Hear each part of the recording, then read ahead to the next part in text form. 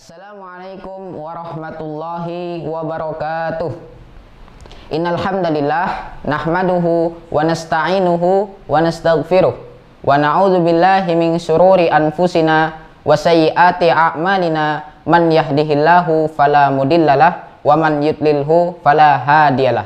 Asyhadu an la ilaha illallah wahdahu la syarikalah wa asyhadu anna Muhammadan abduhu wa rasuluhu la nabiyya wa la rasula ba'da. Yang pertama-tama dan yang paling utama, tak lupa kita panjatkan puja dan puji syukur kita kehadirat Allah Subhanahu wa taala yang mana masih memberikan kita nikmat dan juga hidayahnya sehingga kita dapat hidup di bulan suci Ramadan. Salawat dan juga salam tak lupa tercurah limpahkan kepada junjungan kita, Nabi besar kita, Nabiullah Muhammad sallallahu alaihi wasallam, yang mana masih berkat perjuangan beliau, Islam dapat tegak di muka bumi ini dari zaman jahiliyah menuju zaman Islamiyah. Teman-teman, sahabat yang dimuliakan oleh Allah Subhanahu wa taala, setiap manusia mesti memiliki dosa. Setiap manusia mesti tidak luput dari yang namanya dosa. Apalagi kita yang telah hidup berpuluh-puluh tahun. Entah berapa banyak dosa yang telah kita lakukan kepada Allah Subhanahu wa taala. Entah berapa banyak maksiat apa saja yang telah kita lakukan kepada Allah, baik secara terang-terangan maupun secara sembunyi-sembunyi. Karena jelas kelemahan manusia adalah tidak bisa luput dari yang namanya dosa. Maka teman-teman yang dimuliakan oleh Allah Subhanahu wa taala, salah satu tanda sayangnya Allah kepada hambanya adalah tanda Allah sayang kepada hambanya adalah sebesar apapun dosa seorang hamba kepada Tuhannya, maka ingatlah ampunan Allah itu sangat luas. Ampunan Allah itu sangat luas. Maka lihatlah bagaimana hebatnya Allah menganugerahkan kita sebagai macam bentuk kenikmatan. Walaupun kita berbuat dosa kepadanya, walaupun kita berbuat maksiat kepadanya sekalipun, Dia masih memberikan kita banyak nikmat, yang bahkan nikmat itu kita tidak bisa hitung. Walaupun air laut yang ada di permukaan laut dijadikan tinta, pohon-pohon yang ada di muka bumi ini dijadikan pena, serta langit-langit dijadikan lembaran kertas, maka sungguh niscaya tidak akan mampu untuk menghitung banyaknya nikmat Allah Subhanahu wa taala. Maka teman-teman yang dimuliakan oleh Allah Subhanahu wa taala, salah satu cara kita agar bisa menghindari diri dari kemaksiatan adalah dengan cara sabar. Sabar inilah yang akan menjadikan kita untuk bisa menghindari diri dari kemaksiatan. Kita punya peluang untuk melakukan zina, kita punya peluang untuk melakukan perbuatan bohong, kita punya peluang untuk berjudi, kita punya peluang untuk melakukan kemaksiatan apapun. Tetapi jika peluang itu datang, kita menolaknya dengan sabar. Karena setiap manusia mesti memiliki peluang untuk melakukan dosa kepada Allah Subhanahu wa taala. Tetapi orang yang beriman, orang yang imannya baik, orang yang akhlaknya baik, ketika peluang-peluang kemaksiatan itu datang, dia menolaknya dengan sabar. Maka sabar dalam menolak, menghindari kemaksiatan itu penting. Kemudian yang kedua, ya ini sabar dalam menghadapi ujian. Setiap manusia yang ada di muka bumi ini mesti memiliki ujiannya masing-masing. Hal itu adalah hal yang wajar, terutama kita orang yang beriman.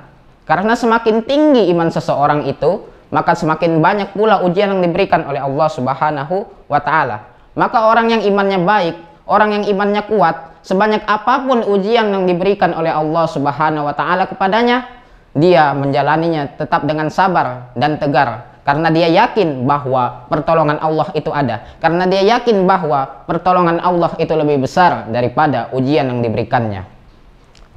Teman-teman yang dimuliakan oleh Allah Subhanahu wa taala, kita bisa ambil contoh di negara Palestina sana, yang dimana di sana dibantai, dijajah oleh kaum kafir. Tapi apakah mereka pasrah begitu saja? Apakah mereka langsung menyerahkan negaranya begitu saja kepada tangan orang kafir? Tidak, jemaah sekalian. Mereka tetap berjuang, mereka tetap mempertahankan negaranya. Karena mereka yakin bahwa Allah itu bersamanya. Mereka yakin bahwa Allah itu adalah penolong baginya. Bahkan di Palestina sana, penghafal Quran terbanyak di muka bumi, di dunia. Heran kita. Padahal di sana dijajah, dibantai, tapi mereka masih bisa menghafalkan Al-Quran. Kemudian kita bisa ambil contoh lagi di negara Jepang. Negara yang serba maju, negara yang serba canggih, yang dimana kekayaan alamnya luar biasa. Tapi apakah penduduk di sana mereka hidup bahagia? Apakah penduduk di sana mereka senang hidupnya? Tidak. Apa buktinya?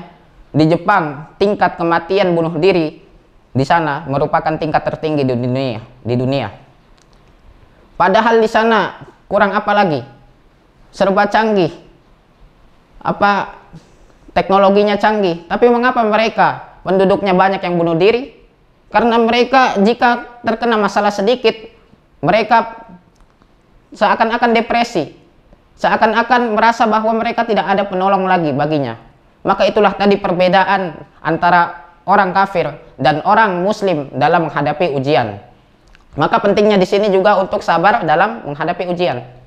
Kemudian yang ketiga yakni sabar dalam melakukan ketaatan kepada Allah Subhanahu wa taala. Maka jelas kita harus bersabar dalam menjalankan perintah Allah Subhanahu wa taala. Contohnya sekarang jika kita sedang berpuasa di bulan suci Ramadan, maka kita harus sabar dalam menahan diri dari hawa nafsu. Kita harus sabar dalam menahan diri dari makan dan minum. Dan tidak hanya puasa saja, kita harus sabar dalam melakukan ibadah sholat, ibadah zakat, ataupun ibadah-ibadah yang lainnya.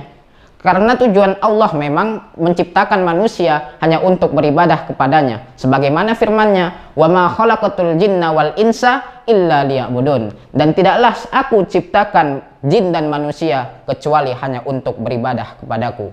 Maka teman-teman yang dimuliakan oleh Allah Subhanahu wa taala, untung kita di bulan Ramadan, untung kita di bulan yang penuh barokah ini, yang dimana seseorang hamba jika mengerjakan amalan baik akan dilipat gandakan oleh Allah pahalanya. Maka dari itu saya mengajak kepada kita semua untuk selalu meningkatkan ketakwaan kita dalam melakukan ibadah-ibadah kepada Allah Subhanahu wa taala, karena banyak sekali anjuran-anjuran ibadah yang dianjurkan oleh Allah Subhanahu wa taala untuk kita amalkan di bulan suci yang penuh barokah ini. Salah satunya memperbanyak baca Al-Quran, memperbanyak sedekah, serta ibadah-ibadah lainnya seperti sholat rawatib, sholat sunnah, sholat malam, dan lain-lain. Maka dari itu jangan kita sia-siakan momentum waktu yang telah diberikan oleh Allah Subhanahu wa taala, karena kita tidak tahu kapan ajal menjemput kita. Demikian yang bisa saya sampaikan. Kurang lebihnya saya mohon maaf. Salah kata, salah ucap saya mohon maaf yang sebesar-besarnya. Aqulu qouli hadza wa astaghfirullaha li wa lakum. Wassalamualaikum warahmatullahi wabarakatuh.